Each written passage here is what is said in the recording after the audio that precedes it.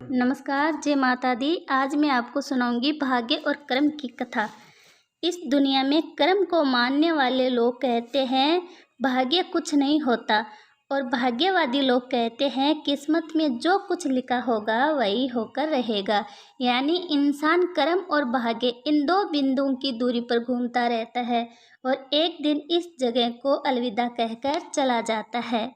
एक बार देवर्षि नारद जी बैकुंठ धाम गए। वहां उन्होंने भगवान विष्णु का नमन किया। नारद जी ने श्री हरि से कहा, हे प्रभु, पृथ्वी पर अब आपका प्रभाव कम हो रहा है। धर्म पर चलने वालों को कोई अच्छा फल नहीं मिल रहा। जो पाप कर रहे हैं उनका भला हो रहा है। तब श्री हरि ने कहा, ऐसा नहीं है देवर्षि, जो भी हो रहा है सब नीति के जरिए ही हो रहा है।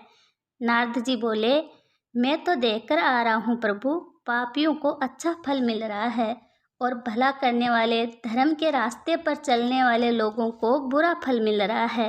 भगवान ने कहा, कोई ऐसी घटना बताओ। नारद जी ने कहा, हे प्रभु, अभी मैं एक जंगल से आ रहा हूँ। वहाँ एक गाय दलदल में फंसी हुई थी।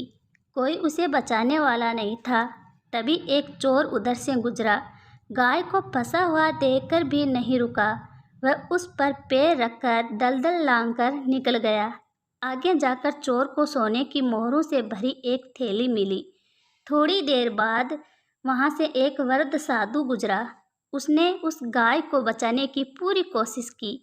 पूरे शरीर का जोर लगाकर उस गाय को बचा लिया, लेकिन मैंने देखा कि गाय को दलदल से निकालने के बाद वह साधु आगे गया तो एक गड्ढे में गिर गया।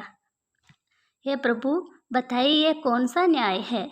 नारद जी की बात सुन लेने के बाद प्रभु बोले, यह सही ही हुआ।